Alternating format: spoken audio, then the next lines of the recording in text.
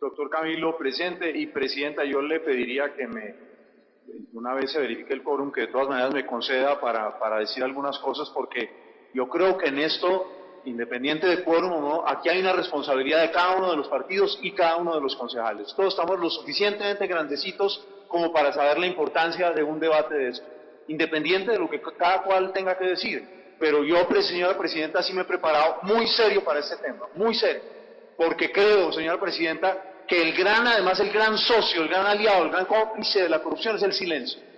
Sí, por eso es que en Colombia tantas cosas cogieron tantísima fuerza, porque entonces todo el mundo se callaba, que por miedo, que por conveniencia, que por múltiples razones. Entonces yo entiendo lo que ha señalado el concejal Argote, cierto que esto se dé con todas las condiciones, pero al mismo tiempo también yo reivindico, porque les apuesto lo que quieran, que se cita un debate, lo ponen en el primer punto del orden del día y ese día tampoco hay nadie. Como cuando hemos hecho debates aquí, doctor Venus Albeiro, sobre el tema de la cultura. No hay nadie al final. Entonces, presidenta, yo reivindico ese derecho. Me toca hablar solo frente al recinto del Consejo, hablo, presidenta, porque son unos temas como los que cada uno de nosotros tiene aquí que le interesan y que le importan, en los que uno, presidenta, no se debe quedar callados. Es casi que un deber cívico que uno tiene en esos temas. Por supuesto que presente para la verificación del quórum, señora presidenta. Doctor Mauricio, yo quisiera compartir con ustedes 5 reflexiones sobre este tema. El gran cómplice de la corrupción, el gran socio de la corrupción es el silencio.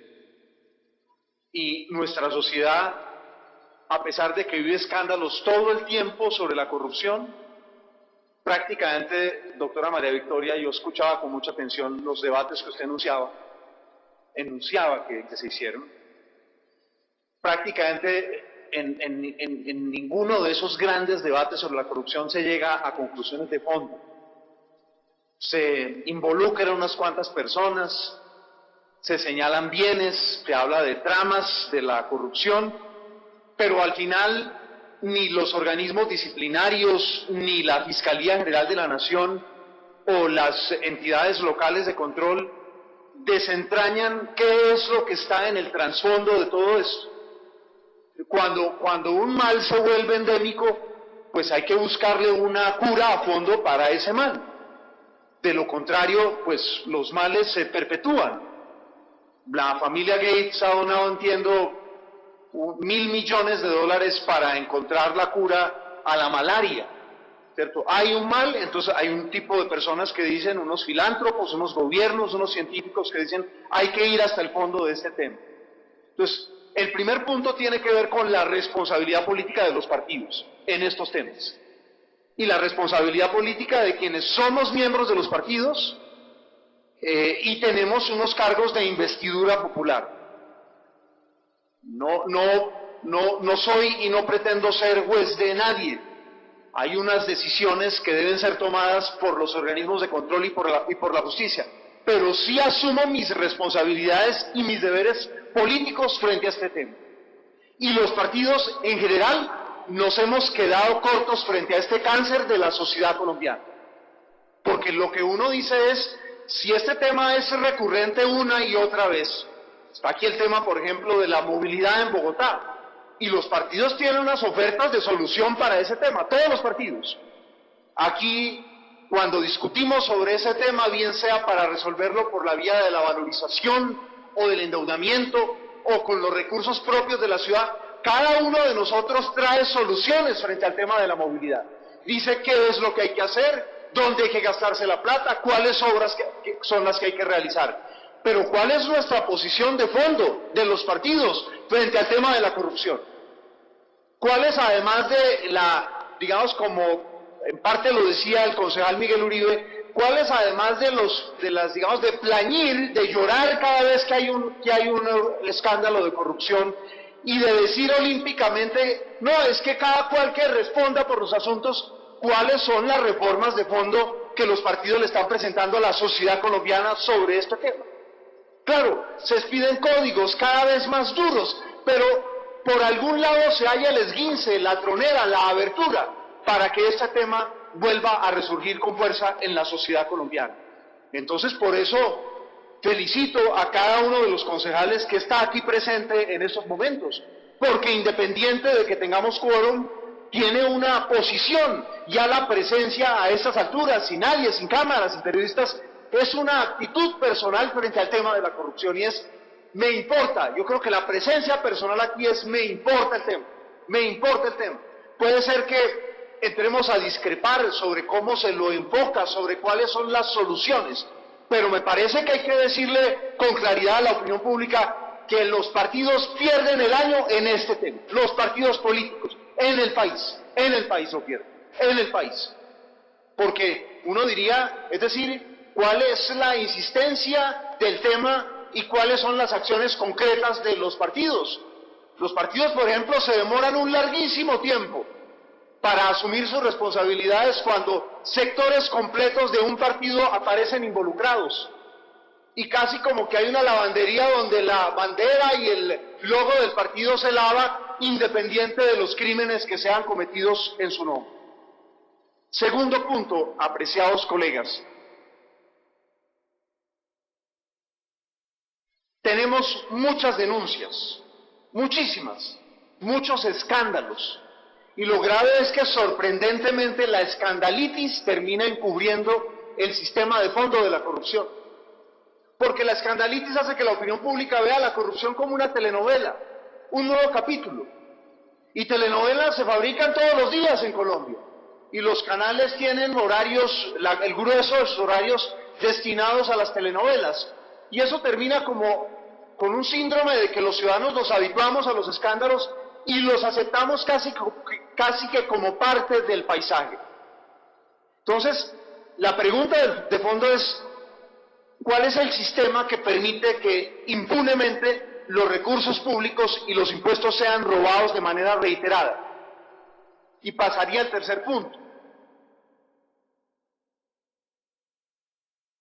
A partir del 2 surge una pregunta. ¿Qué está actuando como incentivo permanente para que opere la corrupción a lo largo y ancho de Colombia? Y es importante hacerse esa pregunta, probablemente no estemos de acuerdo en todas las respuestas, porque si no tenemos un diagnóstico preciso, pues nos vamos a ir por el lugar equivocado. Por ejemplo, camino equivocado, la expedición de todo tipo de códigos talibanes en Colombia, todo tipo de códigos talibanes en Colombia, que hace, digamos, hace prácticamente inoperante el control porque lo vuelve un control de papeleo. Son tantos los papeles que tienen que elaborar contralorías, personerías, veedurías, todo tipo de cosas, que ese papel se les viene encima y los ahoga. Y las montañas de papel, las montañas de requisitos y prerequisitos impiden ir al fondo del asunto. Todos esos son una serie de árboles que ocultan en verdad el problema. Y yo creo que yo apuntaría, por supuesto, no son ideas mías, son recogidas de la práctica internacional sobre este tema, un gran incentivo para la corrupción, las privatizaciones por la puerta de atrás.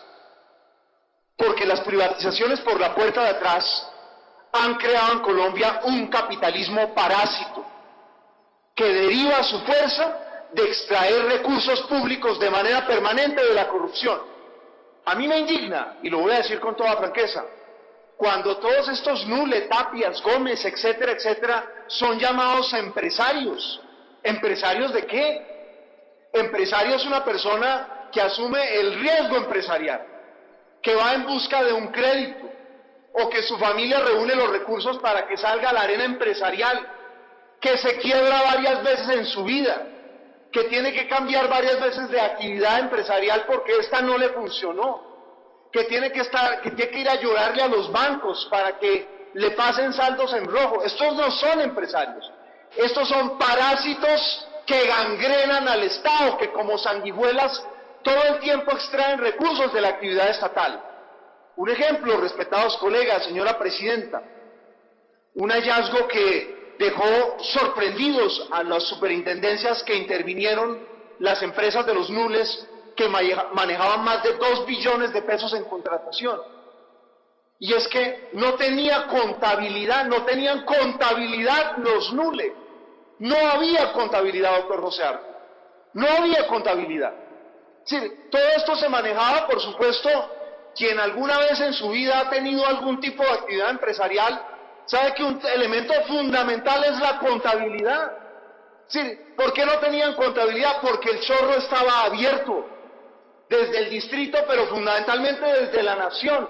Todo tipo de contratos. El noticiero RCN reveló hace ya 2 años, no ha pasado nada con esa información, que en el momento de la crisis de este pulpo de corrupción que eran los Lule, tuvieron 50, 60, 70 entradas al Palacio de Nariño, de la mano del secretario jurídico de Palacio y de la secretaria privada del presidente. ¿A qué llegaban? ¿Qué eran todas esas visitas de los Lule a Palacio si no estaban relacionadas con que tenían un chorro abierto del Estado y que se quebraron fue cuando el Estado les cerró ese chorro? Entonces, no hay que confundir, apreciados colegas, no son empresarios, son unos delincuentes, ¿cierto? Que toman los recursos del Estado y no tienen que rendirle cuentas a nadie porque una y otra vez se les renuevan los contratos. Si no hacen bien una obra, no ocurre como en el buen y diligente sector privado, que entonces lo descalifican a uno. Si uno no le presta un buen servicio de outsourcing a un banco y ese servicio es deficiente, pues el banco no lo vuelve a contratar. Si no se le vende un buen producto a Carulla o al Éxito o al Carrefour, pues un proveedor las que tendrá que sufrir, metido en la lista negra de un gran supermercado de estos. Para estos no hay lista negra nunca. Nunca los censuran como proveedores, se inventan otras firmas. Otro aspecto es la conversión de los servicios que presta el Estado y de las compras que hace el Estado en perpetua fuente de enriquecimiento ilícito. Aquí hay un tema que el país está, un debate que el país está en mora de dar, y es cómo detrás del desprestigio de lo público, detrás de las privatizaciones, detrás de un modelo neoliberal, lo que se metieron fueron unos agalludos para apoderarse del Estado. Porque aquí no estamos hablando que el Estado haya reemplazado a las viejas entidades que uno podría señalar de ineficaces, de ineficientes, de lentas, de paquidérmicas, que las hubiera reemplazado por un buen sector privado, capaz de hacer bien su trabajo, a precios razonables, en tiempos justos. Recordemos, colegas, uno de los elementos que ha venido señalando las investigaciones de la Fiscalía General de la Nación, que ha publicado los diversos medios, cómo y por qué razón algunos de los abogados más prestigiosos en el tema de contratación terminan siendo parte crucial de las mafias de la contratación, porque es que rehacen la jurisprudencia acorde a las necesidades de este capitalismo sanguijuela, de este capitalismo parásito. Lo ha mencionado en varias ocasiones la revista Semana, por ejemplo, como algunas figuras claves de la contratación para delinquir con ellas fueron creadas por abogados como el señor Dávila. Por ejemplo, una cosa que se inventaron para las licitaciones, Semana alguna vez lo describía con total detalle, cómo en las licitaciones aparecen unas supuestas firmas internacionales, Basuras de Brasil. Ah, qué bueno. Gana puntaje entonces la firma porque es Basuras de Brasil. Y ese Basuras de Brasil nunca más vuelve a aparecer, nunca más vuelve a aparecer. Y esa figura, que la llamaban la figura de los Sleeping Partners, que le contaron los Lule cuando cantaban en la fiscalía, después dejaron de cantar, se la inventó, dijeron ellos legalmente, Álvaro Dávila. Entonces, no estamos simplemente ante unos hechos aislados de corrupción, doctora María Victoria, como bien lo deriva uno de los enunciados de debates que usted hacía. No, estamos ante una operación muy sofisticada para adecuar las normas colombianas a este capitalismo parásito. Esa es la desgracia hoy en Colombia. Por eso el Estado aparece completamente desarmado frente a este capitalismo parásito. El Estado tiene una unidad de lavado de activos que detecta con extrema facilidad transacciones de los narcos. La DEA también tiene un software extraordinariamente sofisticado, que además es un software global. Digamos, a él están, doctor Santiesteban, conectados en red los bancos del mundo. Y uno dice, ¿y cómo aquí pueden, la revista Semana, el cálculo más barato que hace la revista Semana de lo que los hermanos Morenos echaron al bolsillo es de 450 millones de dólares, los dos hermanos Moreno. Y lo que uno dice es, ¿cómo estas cifras monstruosas de dinero son lavadas en Colombia y en los paraísos fiscales y no se activa ningún procedimiento de emergencia en el sistema financiero colombiano? ¿Cómo es que no se activa ningún procedimiento de emergencia en la DIAN? Vaya y haga uno una transacción financiera por más de 10 millones de pesos y le toca llenar en el banco el correspondiente certificado. A todos nos ha pasado, colegas, ¿cierto? Va uno, ¿cierto? Le pide un hermano prestado una plata, va uno a sacarla del banco, llene esto, que no sé qué más, etcétera, etcétera. Entonces, comprenderán que el sistema está en contra de nosotros, los ciudadanos de bien, pero el sistema está a favor de quien delinque, porque esas platas, ¿cómo se lavan? ¿Cómo esos testaferratos, que es otro de los componentes aquí absolutamente claves? El testaferrato del sistema de corrupción, porque resulta que muchos de los corruptos resultan pátinas completamente, con pocos bienes, con poquísimos bienes, porque el sistema es tan hábil para detectar el testaferrato del narcotráfico y es tan débil para detectar, o prácticamente inexistente, para detectar el testaferrato del saqueo al Estado. ¿Cuántas redes de testaferrato de saqueo al Estado conocemos, apreciados colegas, que hayan sido desmanteladas por las autoridades colombianas? Entonces, aquí vuelvo a insistir, hay unos elementos de fondo. Casi que uno podría decir que en décadas pasadas en nuestro país el sistema estaba corrupto, pero uno podría decir hoy que la corrupción es el sistema,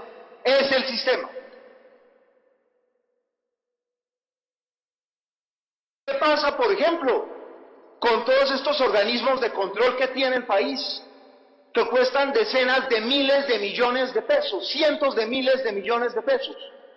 ¿Qué pasó, por ejemplo, para ligarlo con este asunto? Y es, ¿qué está actuando? Recuerden la pregunta que les planteo, respetados colegas, ¿qué está actuando como incentivo a la corrupción a lo largo y ancho de Colombia?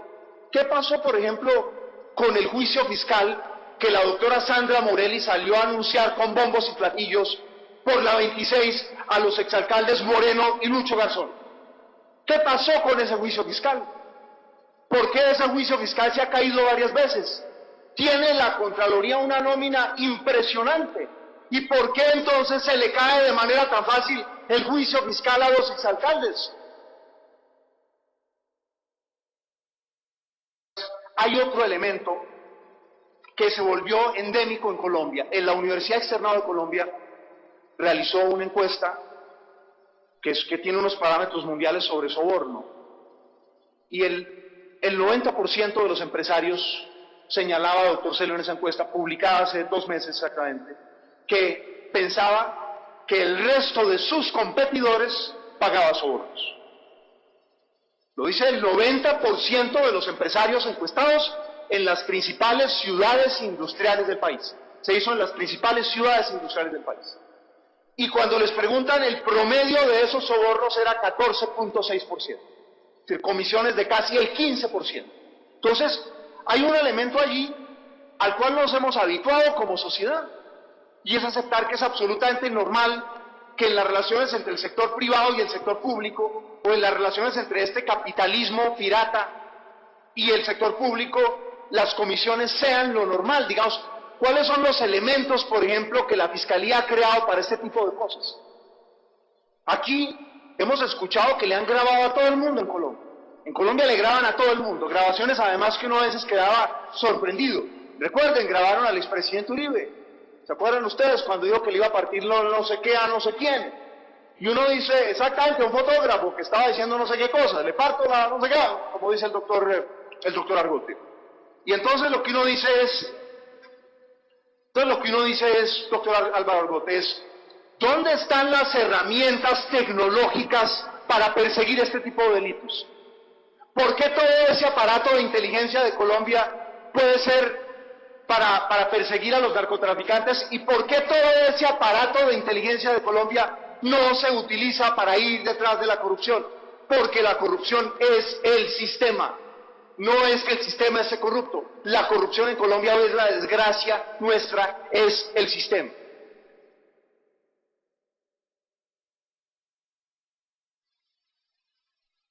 Señalaría un último punto que quisiera compartir con ustedes, reiterando, por supuesto, son elementos como los que nos ha brindado nuestros colegas de la bancada del MIRA, el concejal Cardoso, como el recuento que nos hacía la doctora María Victoria, de que aquí no todo el mundo se quedó callado en Bogotá. Es una cosa muy importante también decirla, porque obviamente el silencio de sectores influyentes hace que parezca silencio también las voces que no tienen amplificador en su momento. Porque es que aquí hay un problema muy complicado, es que estos tipos son poderosos en su momento. Recordemos la carátula de la revista Semana dedicada a los hermanos Nule que decía los nuevos cacaos, ¿sí? Que debió haberse titulado los nuevos cacos, pero así lo tituló la revista Semana. Entonces hay unos momentos en que media sociedad está encandilada con estos personajes. Recordemos lo que publicaron los medios de cuántos candidatos presidenciales viajaron o no en la pasada campaña en el avión que tenían arrendado los Nule, y solamente 2 candidatos no viajaron en ese avión, hasta donde recuerdo, los candidatos Mocus y Petro, los únicos 2 candidatos que no se subieron al avión de los Nule. Entonces aquí hay una cosa muy poderosa en algún momento, hay una parte de la sociedad que empieza a celebrar este tipo de cosas, y hay una parte de la sociedad, digamos, que no asume su corresponsabilidad en estos hechos, y para esa parte de la sociedad el escándalo resulta perfecto, porque el escándalo pone a cualquier pobre Inocencio Meléndez, ¿sí? Inocencio Meléndez ahí que lo quemen, y ese termina quemado, y en medio de ese escándalo el resto desaparece. Fíjense ustedes, apreciados colegas, el escándalo de la corrupción en Bogotá ha tapado el escándalo de la corrupción bajo el gobierno Uribe con los Nule. De los 2 y pico billones de pesos que tenían los Nule, un poco menos de un 20%, 17% eran contratos en Bogotá. El resto de los contratos eran contratos nacionales, entregados desde el gobierno nacional. Entonces fíjense, colegas, cómo el escándalo termina tapando los asuntos de fondo, la corrupción como sistema a nivel nacional. Y plantearía entonces, para concluir, respetados colegas, un elemento, y es la impunidad.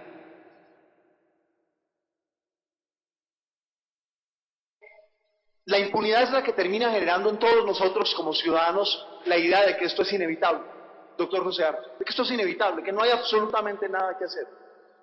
Por supuesto también la impunidad tiende, lo hemos conversado varias veces con la doctora Soledad Tamayo, nos sentamos y conversamos de estos temas, doctora Solita, tiende un manto de dudas sobre el conjunto de quienes participamos en la vida pública en Colombia, sobre el conjunto, porque la impunidad permite que todo el mundo sea metido en el mismo saco, y entonces desaparecen aquellas personas que se han empobrecido en el servicio público. Decenas de miles de colombianos que han hecho bien su servicio público, que lo han hecho con juicio, que representan a sus comunidades, que en las regiones han tenido que hacer política bajo las amenazas de las FARC, de los paramilitares, de los narcos, de las mafias de la corrupción. Todo eso desaparece, porque la impunidad tiene ese costo enorme, un costo enorme para la eficacia del Estado y un costo enorme para la legitimidad del sistema democrático. Y el doctor Durán en buena hora pedía que esta sesión, la grabación de esta sesión fuese entregada a la Fiscalía General de la Nación. Y ya que allá nos van a oír, yo quisiera plantear unos interrogantes aquí, con la franqueza que me caracteriza. Después de 3,5 años de que hablase la primera garganta profunda de la mafia de la contratación en Bogotá, este subcontratista Alejandro Botero, ¿qué ha hecho la Fiscalía? ¿Cuáles son los resultados concretos? Una entidad que tiene más de 20 y pico de mil funcionarios. La Fiscalía está en deuda con la ciudad. La Fiscalía está en deuda con los organismos democráticamente elegidos como el Consejo. ¿Por qué razón? Porque mantiene un manto de duda sobre todos nosotros. Mantiene un manto de duda sobre nuestro trabajo, sobre nuestra gestión, sobre el esfuerzo que hacemos aquí. Impide esa impunidad, esa ausencia de decisiones, que parte del trabajo que hacemos aquí, valioso, se visibilice socialmente. Luego, yo diría la Contraloría y la Personería distritales, ¿cómo las ve uno? Yo lo voy a decir como ciudadano y como concejal, con un silencio cómplice, por acción o por omisión. Con un silencio cómplice, por acción o por omisión. ¿Qué hicieron todos estos años?